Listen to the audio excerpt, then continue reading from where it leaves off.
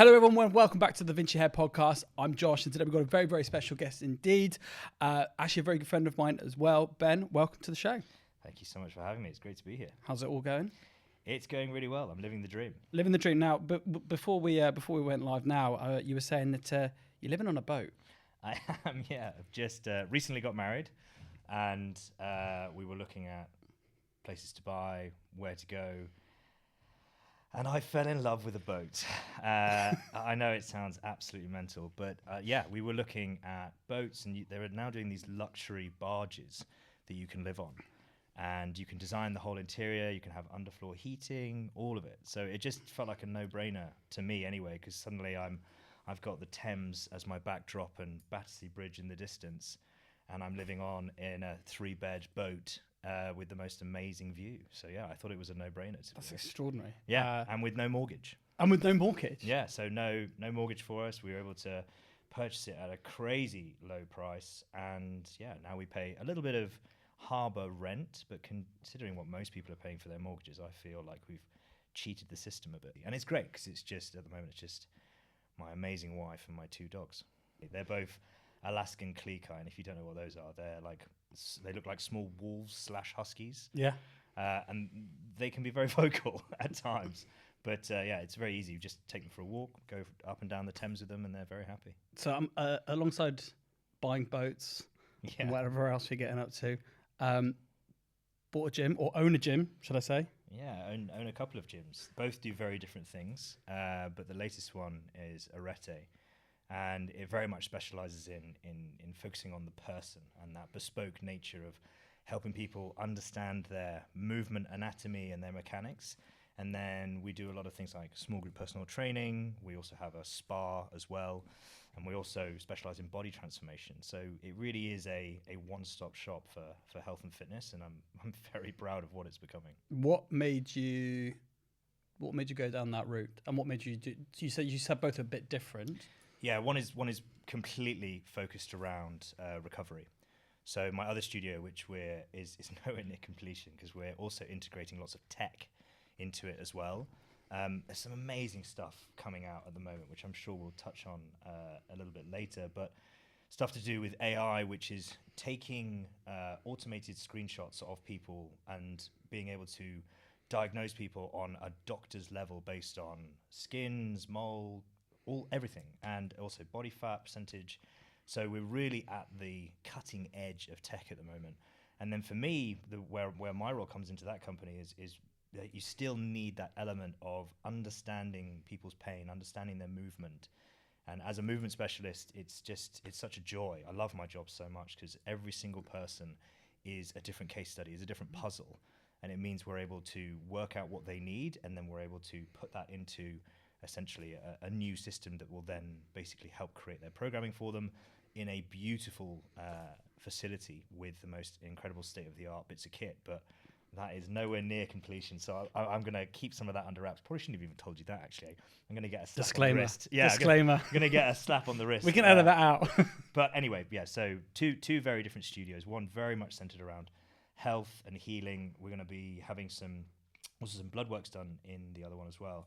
We are going to do that at Arete. We've got a therapy room that's going in at the latter stage of this year, where I've got some of the most amazing people who have, God knows why, who have agreed to partner with us to help basically our clients and our clientele work towards understanding their health, their bloods, understanding their nutrition, and then also we've got an amazing muscle therapist. Shout out to my boy Dell, who's going to be coming in, and I'm just so stoked that seems to be that we're creating quite the hub and community of incredible people who all want to help and serve the everyday person. You say the everyday person. What is a typical person that would be coming to your facilities? Gosh, it's such a varied question, I think, because we've got such a varied type of audience at the moment. We've got lots of city workers, lots of students. We're right next to a student accommodation, and then we've also got athletes as well. We're working pretty closely with a rugby club at the moment, and then we've got some celebrities as well. So it's hugely varied.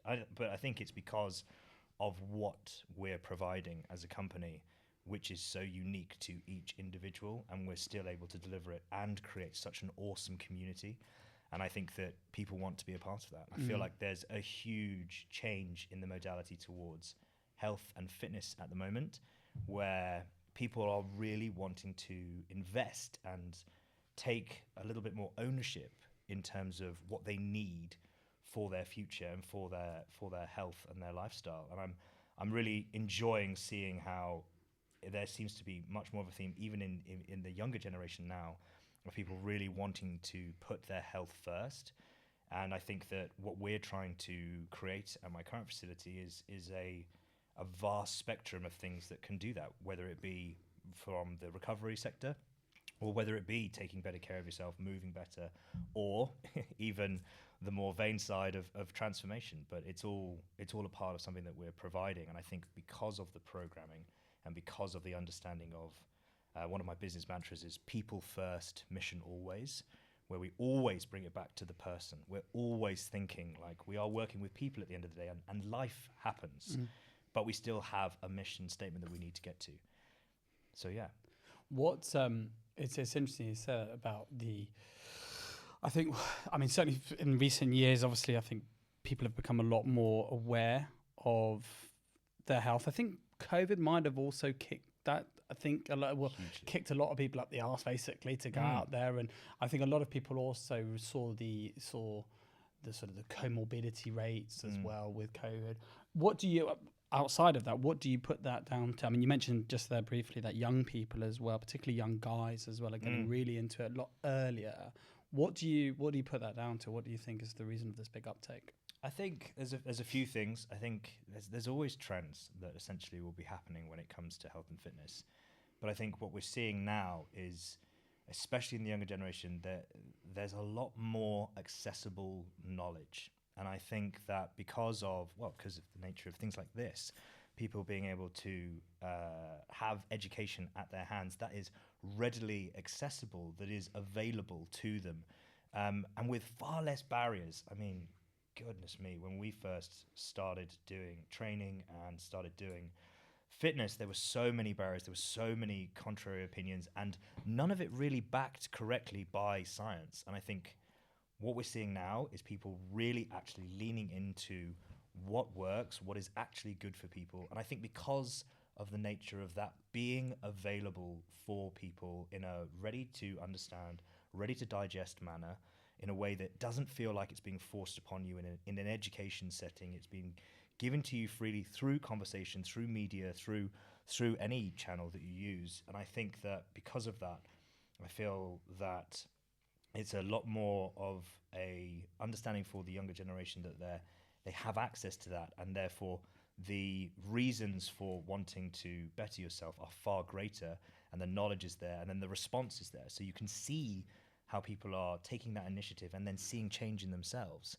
And I think that, it also stems back to, I think, how people deal with, necessarily to do with trauma, but also to deal with how they deal with isolation. I think all of that plays a huge part in this, because I feel that we were unfortunate in a sense that we were brought up in a society where we were told to kind of drown our sorrows in a way and just suck it up and carry on, whereas now there's much more of an access to vulnerability, there's much more of an openness to communicate, and it appears that there's much more of a ready understanding for someone to be able to have a platform to discuss how they feel, what's on their mind.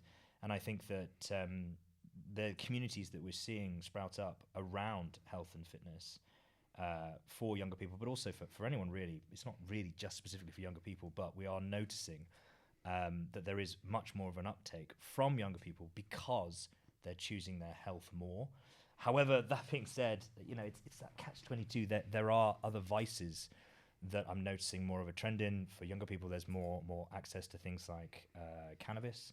There's more access to things like vaping, and they're choosing that as an outlet, and gaming and that kind of thing, which is a different type of isolation than what ours used to be, which is socializing through drinking and going out Now, I'm not saying one is wrong or one is right, but there are what I would call the tipping scales of the balance, which we're seeing a shift in.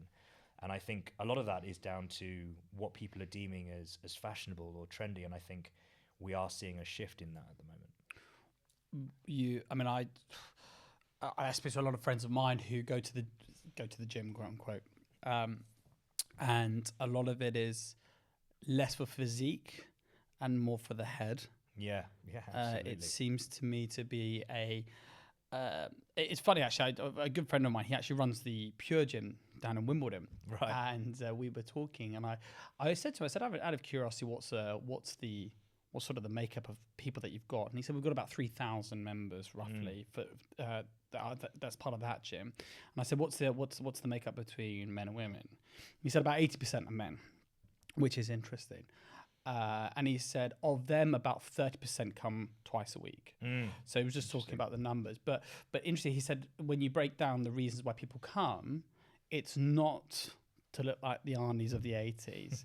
it's actually it's almost a community, and it's almost like going to a coffee shop. It's a place to come, and although it in some ways it's quite an isolation, it's isolated.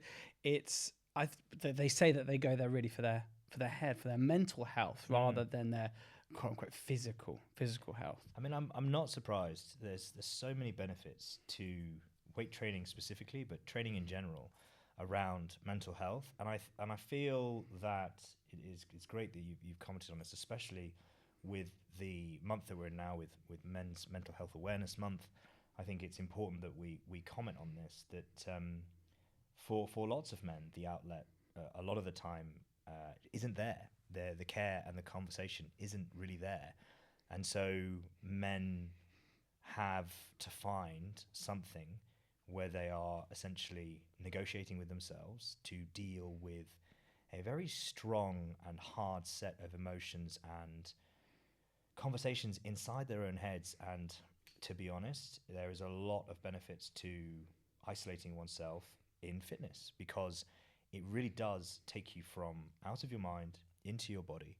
It allows you to have an hour of your time where you are focusing completely on yourself, but also you feel the benefits, you feel better blood flow, the utilization of pushing hormones around the body and feeling better for engaging muscle tissue is just, it's astronomical how that makes us feel, the endorphins that releases.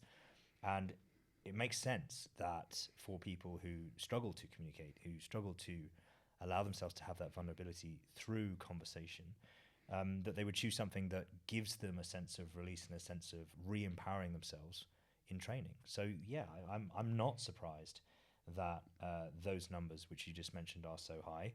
I think that it's definitely something that's very personal to me as well, and something that I often try to preach a lot about, which is about the communication from men, and about being able to have a space where it's not just about, for me, especially in my facility as well, it's not just a place where you should just go and train. It's also a place where you should be able to build a community of like-minded people.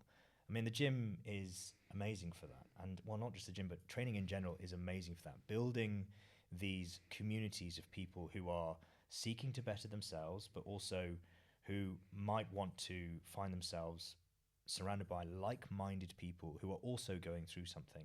It doesn't necessarily mean you need to know someone's full story, but you can just be going through the same thing, which is lifting some heavy stuff. Throwing some tin around. Yeah, there you go, exactly. Why do you think it is? Why do you think men are often the last to speak out? Or not speak out, but ask for assistance? And the first to suffer in silence? I think if you were to ask the general population, it would be because the thought process is that no one cares.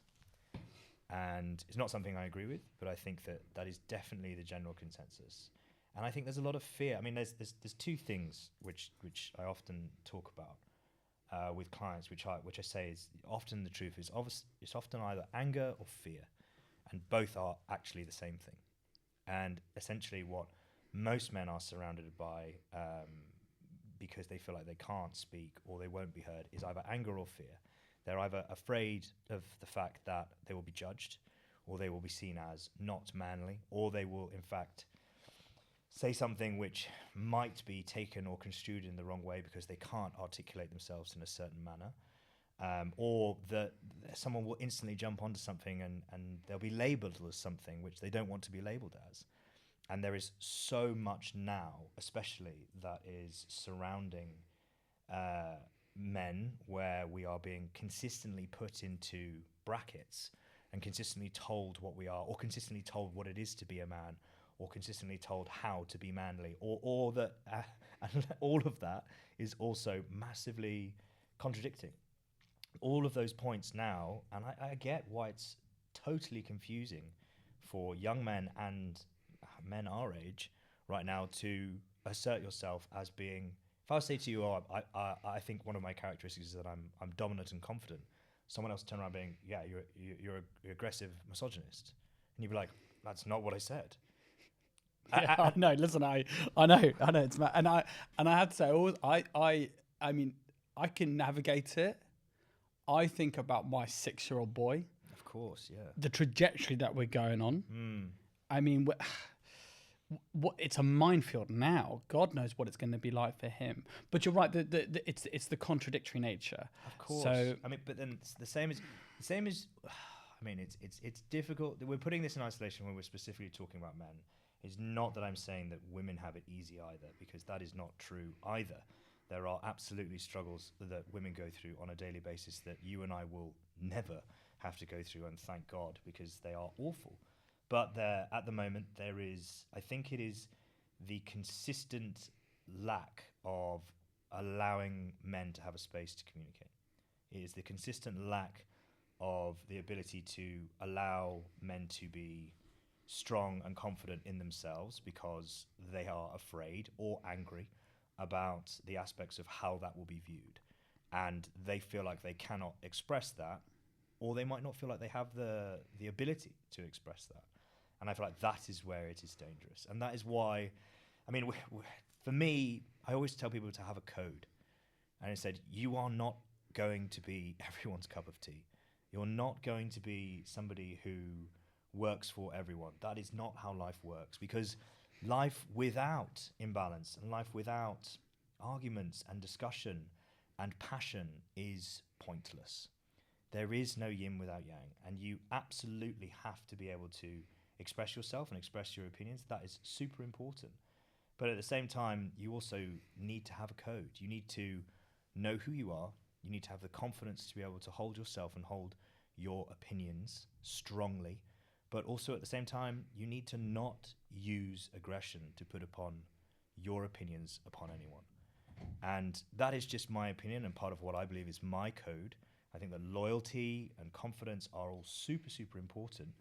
But at the same time, everyone's will be different in some degree, because it's what's important to you. And it's working out as a man what your code is and how you build essentially a brotherhood or a system or a friendship group around that of like-minded people who stand for the same types of code and characteristics that you hold dear to yourself. And that can also be incredibly difficult, because that also then means that's based on where you've grown up, that's based on the people that you have around you. And some of those things are things you can't choose. You can't choose family, you can't choose where you're brought up. But what you can choose is how you move forwards and how you choose to then adapt and how you choose to take care of yourself. And that, again, means that you have to start with yourself. And that, again, is why training, I think, is so important, because you're not going to have the answers for all those things straight away. But you can put yourself into a position where you start to take care of your own physique, you start to move a little bit, you start to take better care of your health, you start to ask yourself questions, you start to think to yourself, who am I surrounding myself with? What kind of energy am I approaching things with? What kind of questions am I asking in my group, in my circles? And are they advancing me? And if those answers are coming back no, then you have to ask yourself how you can change that and what you can do to adapt and better yourself and also better the people around you. I mean, as a man, there's so much responsibility that we put on ourselves that is also warranted. We family, you know this firsthand. Being a father, that is a lot of responsibility, but also to leave the correct message, to not impart your own imbalances upon your kids. is so difficult not to do because you are trying to protect them in the best way you know how. And so you have to start to think about how and what you are surrounding your energies with and how you're putting across those messages to everyone else around you. And that starts with the self. You've got to start with looking within in order to work out who you are on the outside. You mentioned confidence. Interestingly, at the gym, I speak to younger guys, or even if it's something as trivial as "Can you just spot me on something?" Whatever it is. That dialogue, that very small dialogue. I see a lot of young guys, and it is guys, who they can't look you in the eye. Of course, yeah. Even the art of stringing a sentence together, it's mumbled. It's not sort of they don't just sort of talk a little bit. They don't enunciate themselves. Yeah. The confidence level, yeah, for sure. What do you think is it? What's the fastest way to lose confidence? And then what's outside of just throwing 10 around, as we said, what's the best way to rebuild it, do you think, for these guys? I mean, again, I do think it starts with the self. I do think that taking the initiative and just trying things, it's tricky, because if you aren't someone who is inherently able to ask questions about yourself and to put yourself into those positions, it can be very tricky. But I'll tell you what, being in an environment, in a gym, where you have people around you who are bettering themselves, it will happen at some point. I think through like osmosis almost. Literally, honestly, and I've seen it time and time again. But that being said, I think it is about putting yourself in a state of vulnerability, which is very difficult for some people to hear, because doing that means you have to take the initiative of taking the first steps. But arguably, that is what being a man is about. You have to take these steps towards bettering yourself, because it's not going to be given to you. It's not something you can have based upon what you look like. It's not something that you have. Very few men will ever have that, unless your name is David Gandy. Shout out David. Unless he just gets good. By the way, he just keeps getting better and better. He is a very handsome man. Call me. Or a Brad Pitts of the world, But at the same time, he still goes through adversity. He still has had his own trials, and I think that what I'm trying to say is that everyone will have their own stuff going on, their own mental imbalances and things which they're going to have to be dealing with. But how you address these things, how you communicate them, starts with yourself. And it's tough. And I'm not saying it's going to be easy, but then nothing worth anything in this life should ever come easy. And I really believe in the path of suffering to better oneself. That is why training is also so important, because once you start to know that no one's going to give you your dream physique, no one's going to help you get stronger, the only thing that's going to do that is you being consistent at repeating the metric. You putting yourself in the position where you're moving and you're bettering yourself. No one's going to give that to you. The same thing when you learn martial arts. I was very fortunate that I was taught martial arts from a very young age, and I had some of the most amazing teachers who, I remember, this is forgive me for the sidestep into a story, but I remember I was training so hard for a judo competition, and I put myself in the absolute bin because I wanted to be in the older group. I wanted to be a higher belt. I wanted to be with a group of older kids. And I worked myself into the absolute bin trying to get to a point where I was more technical, because I knew I wasn't going to beat them based on strength because they were older guys. And I really, really worked my arse off to get to a position where I would go to a competition full of older guys and be taken seriously. Got to the competition and it got cancelled as we arrived. Something went wrong in their sports hall. Something went wrong with their flooring, and we weren't allowed to get. So I did all of that hard work, trained my absolute arse off, and got there and wasn't able to do it. And I was devastated, absolutely floored. And he turned to me and said, "This is one of the best lessons you'll ever have, because you've focused so much on the reward of the doing of it, rather than enjoying the journey of getting there. You are stronger, you are fitter, you are more technical, and you are good enough to be here. And you have focused so much on the reward of a thing rather than finding the enjoyment of the journey." And we can get so fixated, especially with the way which media works nowadays. Everything is a dopamine hit, is an instant reflex of the next good thing, rather than learning to rediscover and re-love the journey that you're in. Just put one foot in front of the other and learn to be more present and learn to love what you're going through right here and now. And it for me, it was huge. It changed my whole perspective on a bunch of things. Taking risks, being risk adverse, but also learning to love every single moment that I could, because I also know how fragile life is. Is it is there maybe there's some synonym between the judo and the business building? Oh yeah, I mean, look, I think the thing that really motivates me, especially where men's mental health is concerned, I lost my brother to suicide just before my 13th birthday, and it completely catapulted me into a position where I had to make some very tough decisions about what kind of person I was going to be.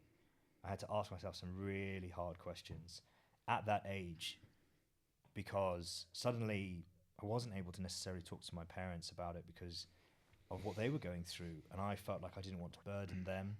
I felt like I didn't want to be in the way, and I blame myself for a lot of it as well, because I really thought that I should have been able to stop it. I should have been able to save him, and I felt responsible, and I thought that my parents would agree with me because of how close we were. And none of that necessarily right, none of that's necessarily down the point, but try telling a younger me that, try telling a kid who's gone through that has happened. And I think a lot of the decisions I make now, later on in life, are, what messages am I portraying to others to allow them to find the strength to deal with the set of emotions that I was going through as a younger man? And also, what would I do if I had the opportunity to help someone like my brother? And How old was he? he was 15. Yeah. And I think that essentially being able to be the voice of reason, and I also think about, he was so wise beyond his years, but he took everything really personally all the time. Would take it all in and would never speak. He very rarely smiled as well, because he had a bit of an issue with braces when he was younger. And because of that, he really always hid his face, but he always would smile with his eyes. And it was really interesting, because if you really knew him, you'd know that if he was smiling, he wasn't actually happy. Because he was like, like more of an awkward thing. And I think about him a lot when it comes to my business. And I think a lot about how I want to be a support system of what it should be to be a man, based upon my actions and how I am as a leader, as an educator. But also, I want to be the example set for people to know that they can be safe in the community that I'm providing. And I think that I won't have the answers for everyone, nor am I saying that I am the Samaritan that they need, because I don't think that I am those things. But what I can do is I can provide a space where you can better yourself and you can learn what it takes to be a part of a community who hold a very high self-worth and esteem as what it is to build yourself to be a better person. And so for me, that really pushes me a lot in my business. I definitely think there's a lot that goes through my life. Well, my dad as well, I think he massively influenced how I think about business, when I think about how he used to treat, my father was in the military, so how he used to treat people on his team, and I used to see that firsthand. And I massively respect that. It's not how I would do it, as he's a very stern When man you say he was in the sometimes. military, so he's slightly underselling it a little bit. Just a bit, yeah. He was Sir Air Marshal, so he's That's a bit more as like high it, as you thank can you. get. Yeah, 5-star general. So, yeah, he's as high as you can get. He was in charge of NATO for 5 or 6 years, and had an amazing career. Medals up the wazoo, the most incredible collection of stories and accolades, and he's a very impressive man on paper. And do I always agree with him? Absolutely not. Are we very similar? Yes. And I think, but then it just goes to show, I've got a lot of the tenacity, a lot of the aggression, a lot of the passion I definitely get from him. And that's probably why we clash so much. And I do think, my brother was very different to me in that sense. And I think that, there's all sorts of things I think that will influence us when it comes to business. But for me, those I think are definitely the cornerstone of why I do this, is not just because I absolutely adore solving puzzles and problems. I love using my brain and my talents to help people because it is incredibly rewarding. And I have this thing where someone comes to me and they have something which they've been told that they have to live with. You're done. You won't be able to do X. You won't be able to do Y. And I'm like, are you happy with that assessment? Do you believe in that yourself? And they say no. And I'm like, great, let's get to work. And it is amazing to watch them go from believing they'll never be able to do something again to completely rewriting their story and being able to do it again. And it's just one of the most breathtaking things to help somebody go through no movement, full pain, to no pain, and full movement again. And the same is also true for transformation. Don't get me wrong. It's not just about, helping people who are injured, helping people realize their full potential. That's actually what my company name means. Is arete is the Greek word for helping somebody reach their pinnacle in their life. It's when someone's on their journey to be their best self. That's why I chose the name. You mentioned earlier about social media. Mm-hmm. Force for good or force for bad? I mean, I'll say this: if you drink too much water, you drown. Social media is a fantastic tool if it's used as such. AI is a fantastic tool if it's used as such. You can, like most things, completely abuse it and overdo it and become so fixated upon how it looks. How it looks or how you look in comparison to what you see? I mean, comparison is the thief of joy. So, and if you're consistently comparing yourself to other people or trying to live through the lens of someone else's optics, you will never be happy. So if you are somebody who understands, again, what your code is and what you wish to perceive and what you want your life to be, then these things are great tools, and they are, as a platform for education, I think they're fantastic.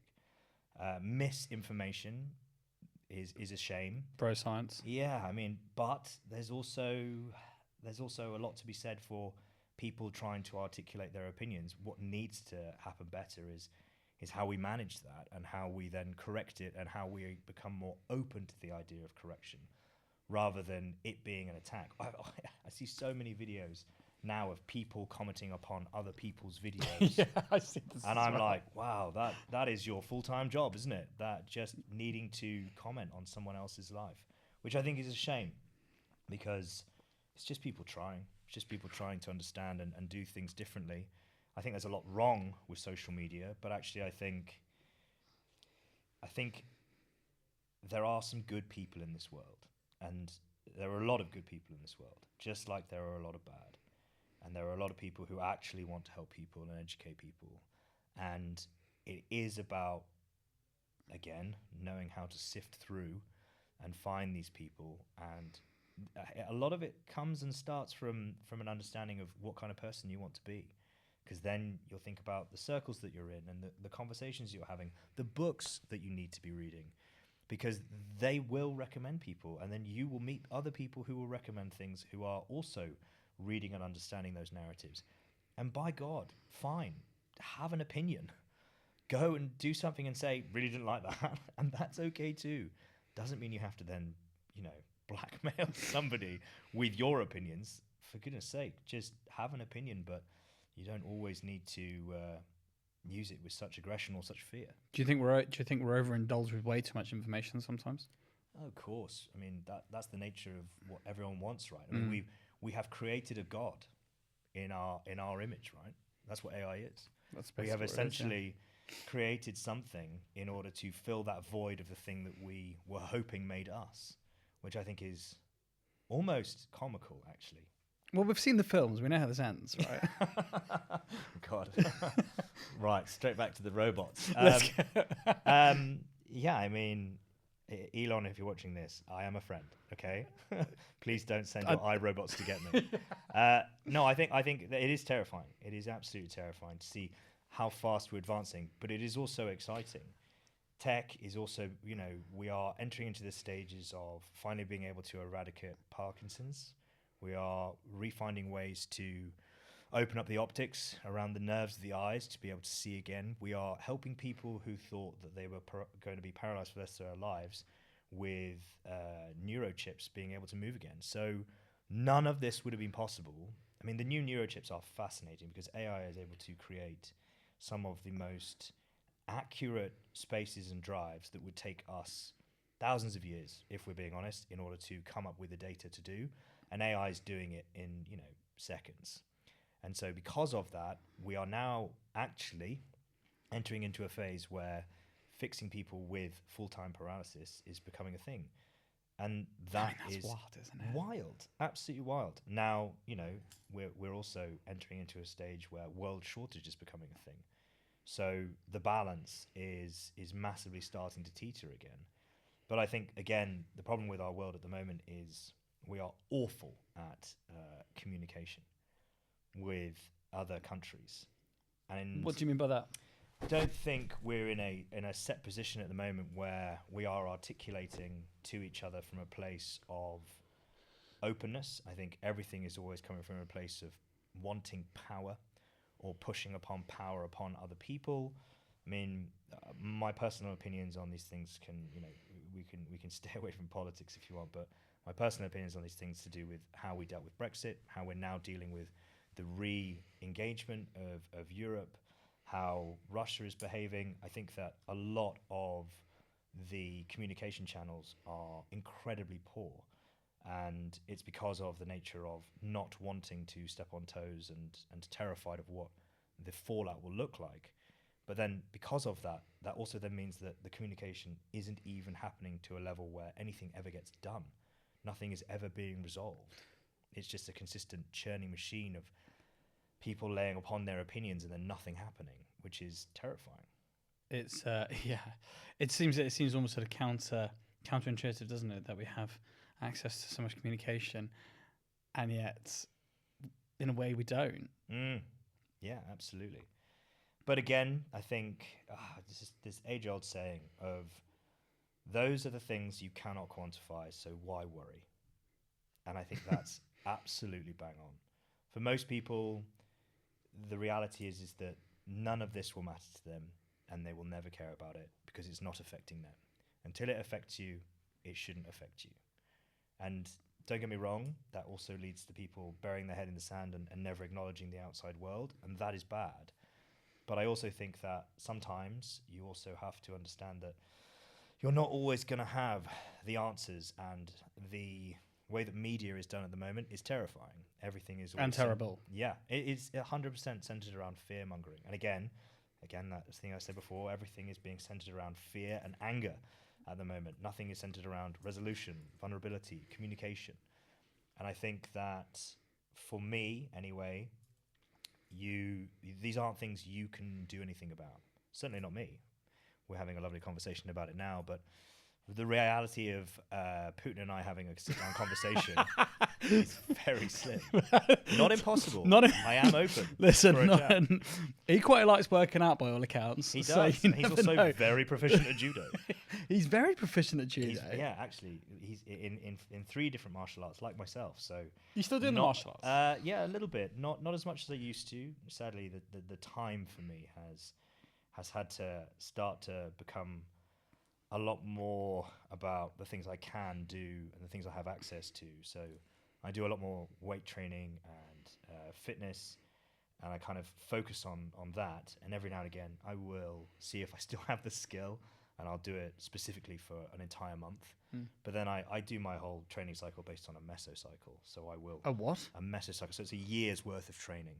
So I focus on having certain sections of the year where I will specifically focus on getting back in shape. I will specifically focus on getting a lot stronger.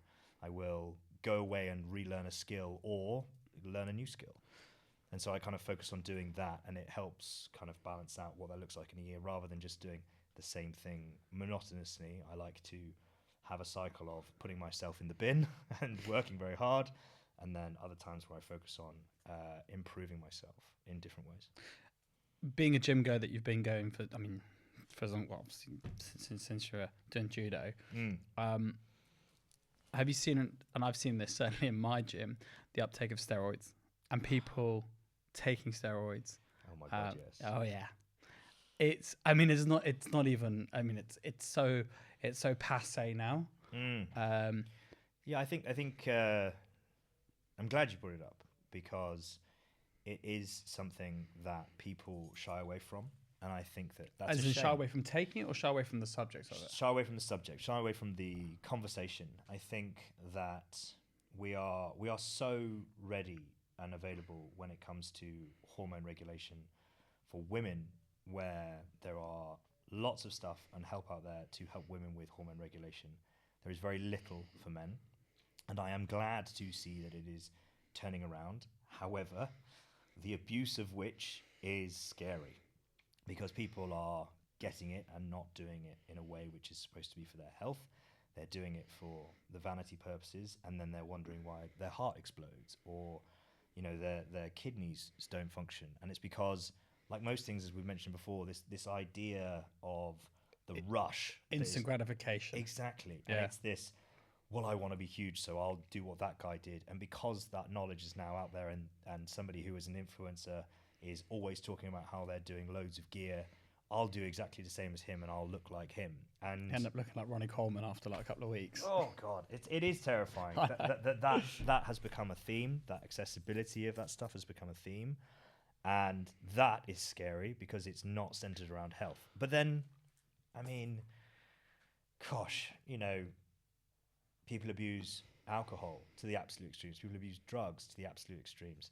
There will always be a faction of people leaning into things where they are naturally overstimulating themselves. And the same is also true where steroids are a part of this conversation. I will say this.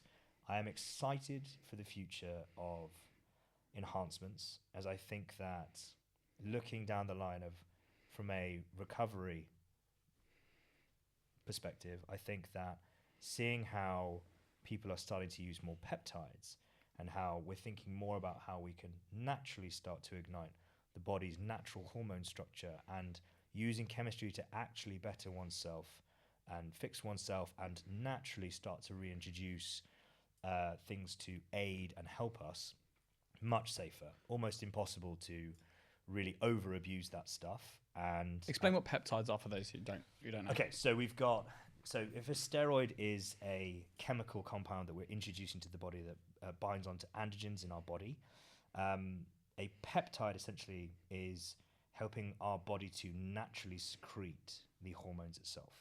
So SARMs, peptides, God, we're really chipping into this now, because I'll try and keep it as simple as possible. But essentially, peptides and SARMs, and usually I would take them orally or through subcutaneous fat, are usually things that help the body to naturally reproduce or help to reignite some things that may be dormant. So it helps the pituitary gland re-release certain hormones again. It helps the body to maybe release a little bit more human growth. The really popular one at the moment is one which the IG1 stuff, which is like the Ozempics, the Modernas, all of that stuff which basically suppresses ghrelin and also helps with your metabolism. And all of that stuff's become very, very popular at the moment, because it is essentially something which helps you lose a lot of weight because it's stopping you from feeling hungry. Weight or fat, or both? Both. Yeah. And muscle mass. And yeah. Obviously people have abused it and now have Ozempic extreme muscle atrophy, and also are starting to have calcification issues. Again, because there hasn't been long enough studies done on this stuff. So the consistent abuse of it has led to people over abusing it, which has then led to obviously the realization that you cannot outrun or outdo a bad diet. That is true, but you can also do the opposite, which is you can also now over supplement and end up in a situation where you will irrevocably change your health because you haven't understood the fundamentals around creating tension in your muscles in order to help them stay lean and healthy, in order to be a person who is able to move for longevity.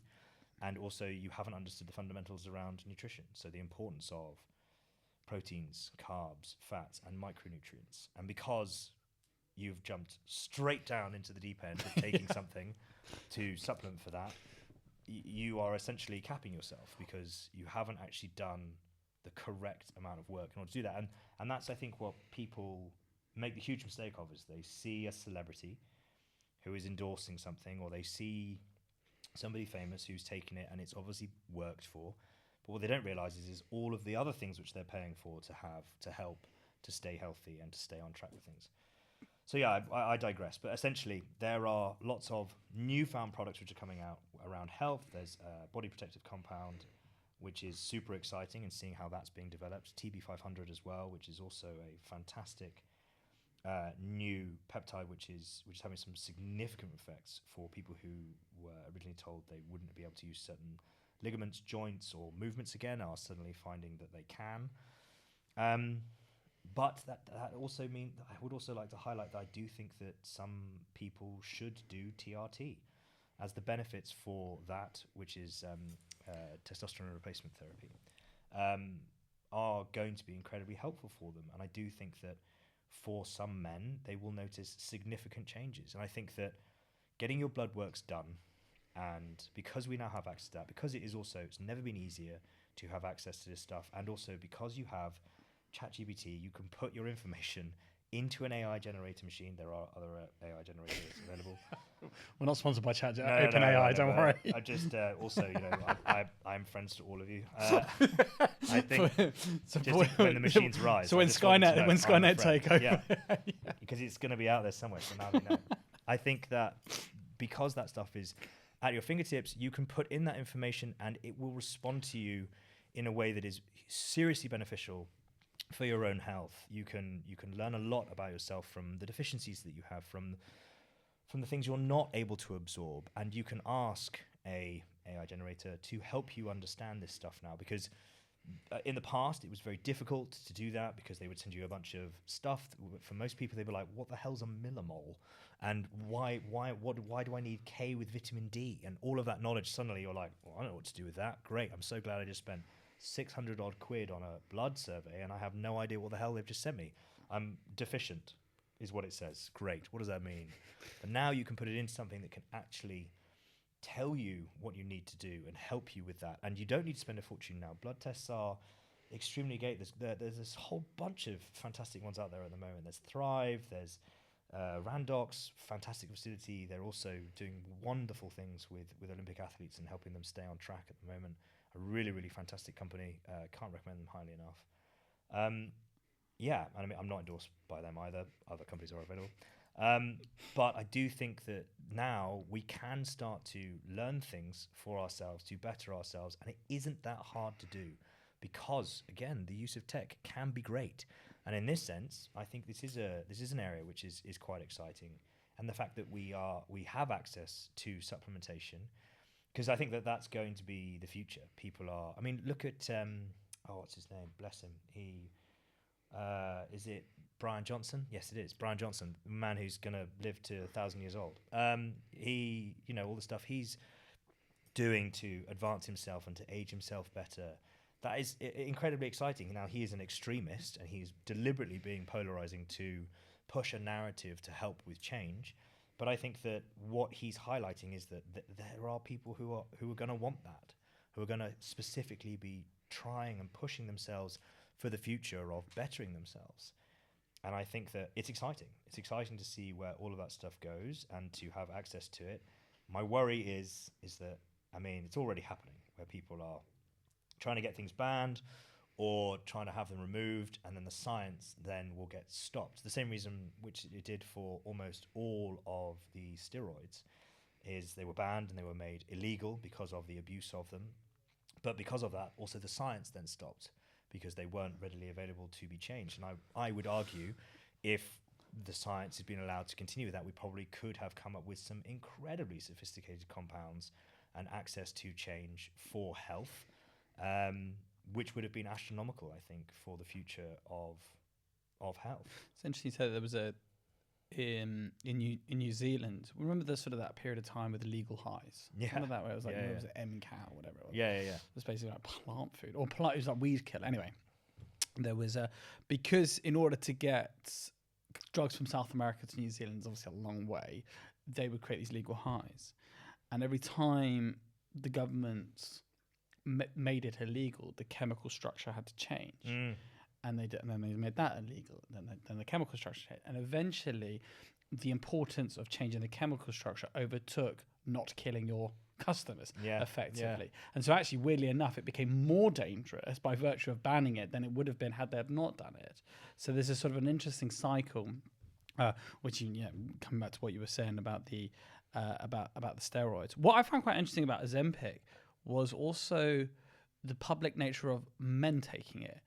Because I thought, I would assume, one would assume weight loss. I think weight loss is probably the wrong phraseology. Fat loss, I think, is probably more what people were wanting to get out of it. But it was the amount of men that were quite public about this. Yeah, which 5 years ago would never happen. Also great that's a thing that I think is coming out. I also think that whether or not men like to admit it or not, you are judged based on how you look. And okay, there seems to be more of a readily acceptability for the dad bod, if you like. But the scale of what that looks like is huge. I was going to say. Someone was saying to me the other day, doesn't Zac Efron's dad bod? And I was like, that is not a dad bod. That's not a dad I would like to highlight that man is in fantastic shape. Shout out to Zac. And I just think that, the conversation around men taking this stuff and wanting to look better. I thought for me what was hilarious was with Ozempic, I think it completely shattered the whole, fat is beautiful thing. Because as soon as there was a product which people could take that was readily available, suddenly everybody was taking it. And I think it really just completely cut through the bullshit that you can be fat and you can be happy. And morbidly obese. Yeah. I mean, we would see people who are morbidly obese. And I'm fine if, beauty is more than just skin deep and all the rest of it. But health is in science. But you're going to die. I was watching, maybe I shouldn't bring this up. Feel free to cut this out. Go on. But I was watching this I thought was very hilarious, where a lot of these larger models were doing... Yeah, you might want to cut this one out. A lot of larger models were doing things about what they do for their diet and how they're happy in their bodies. I've seen this. They're all dead. They're all dead. They're all dead. All of them like, I eat a stick of butter a day and I'm happy in my body. I was like, she's dead. Yeah, she's dead. Next one was like, oh yeah, I eat 3 pizzas every night and I'm happy in my physique. She's dead. And I was like, that was mental to me. I laughed, which probably shouldn't have. Apologies. But at the same time, because it was so farcical, this idea of being happy in your body. I'm like, of course you can be happy in any body you want to be happy in. Happiness is just a state of mind most of the time, and a lot to do with the chemistry in your body. And if that's what you want to do, and if that's your life you want to live, fine. But the reality is you are killing yourself. On the subject of men looking the dad bod, and kind of trying to justify when people say Zac Efron's got a dad bod. Geez, shit! If I'd like a dad bod if that's the case, right? Right. Sign me up. Sign me up. Yeah. The vanity being quite big now for men. Do you find, and this is quite a good segue, I suppose, if I say so myself, into hair loss? Yeah, sure. Do you find that a lot of men who are losing their hair, to overcompensate the hair loss, throw the turnaround of the gym more? Sure. I mean, gosh, I could pull my phone out right now and show you a whole host of clients who came in saying they wanted to better themselves, wanted to look better, who all would fit under the dad bod category. Okay, I'll relabel this. Who fit under the over 30% body fat category, who are unfit, unhappy, very bad habits, drinking every day. Very doughy. Yeah, and not taking care of themselves. And they came in, and so a lot of them have hair receding issues, all that sort of stuff. And they're like, I want to look better. I want to be fitter by 40. And I actually ran a group of transformation for a bunch of 40-year-old blokes. Quite a good tagline, that. Yeah, great, right? I coined that one myself. And they all got in fantastic shape. I'd say about 70% of them, after they got in shape, went and had a hair transplant done. Because they all suddenly were looking amazing, and they still weren't entirely happy, and they got their hair done, and suddenly their confidence came rocketing back. It's insane. It's look. It's honestly. I'm gonna taking care of yourself and wanting to look good and feel good in yourself often gets shot down as being narcissistic, which is a funny thing in itself. Because did you know the story of Narcissus? Who fell in love with his reflection in the water. Exactly. So that's where we get the word narcissism from. I find it funny because essentially, do we overuse that phrase? What to narcissism? Narcissism, I think it's essentially how we see how we see ourselves, right? How we fall in love with ourselves, and being narcissistic has a huge negative connotation to it. And I think that sometimes we instantly jump onto the negative of something or being narcissistic. And I think that there are lots of negative connotations to that word now. But I actually think that taking care of yourself and how you look, I don't necessarily feel like it's fair to label that as being narcissistic.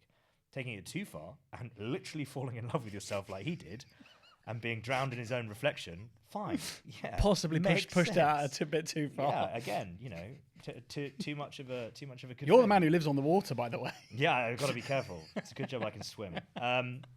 But yeah, I think that we can take these things too far, right? We can, but at the same time, I feel like wanting to take care of oneself, wanting to take care of one's image, it's the first thing that people see. It's how you present yourself. It's how you are showing yourself to the world. And if you don't like what you see, and if having a hair transplant fixes that for you and gives you the confidence to be the man who you think you are, then do it. Take care of yourself, do that stuff, fix yourself, feel better. I think that you absolutely should. I think if you're doing it for the wrong reasons, and I struggle to find... What are the wrong reasons? I struggle to find them. I was just about to say, I struggle to find the wrong reasons. I feel like if you're going to do it to put for someone else, that's the wrong reason. If you're doing it because someone says they don't like the way you look now, and you do like the way you look, you need to take ownership of that and be like, that's not okay. I actually am happy with the way I look. I'm fine with the fact that my hair is going, and it doesn't bother me like it bothers you, and it's worrying that that's the thing which you're holding on to. I still think it's quite interesting what you say. So you reckon about 70% of the Fitter by 40 club? Yeah. They get it done. And they look fantastic. I know. They all look significantly younger as well, which was kind of the point of them doing it, I guess. But more so their quality of life. I mean, oh God, bless him, David. Gandhi? No. Sorry, David. Wrong David. Also very attractive. David. He got in fantastic shape. Yeah. And then he had a hair transplant done. And he now does public speaking, which he said he'd never do. He's now had a kid, which he said he'd never do, because he just feels right in himself. What about yourself? Well, so I mean, all of the men in my family, on my mother's side and on my dad's side, have had very thin hair. And it's actually, especially more so recently than ever, I've definitely noticed it's been getting thinner. Is that to do with stress, do you reckon? Or? I mean, yeah, sure. I'm a very stressed individual. Running 3 companies and... 3 companies, 2 dogs and a boat. 3 companies, 2 dogs, an amazing wife who is going to be pushing herself to go into the Olympics for horse dressage for Sweden in the very near future. So excited to see that journey for her. But yeah, I'm definitely somebody who has a lot of stress in their life, probably doesn't listen to my own advice when it comes to some very key factors like sleep. So I have definitely noticed significant reduction in my own hair. Sometimes I've done things like minoxidil or something over a shorter period of time, and I've seen some changes.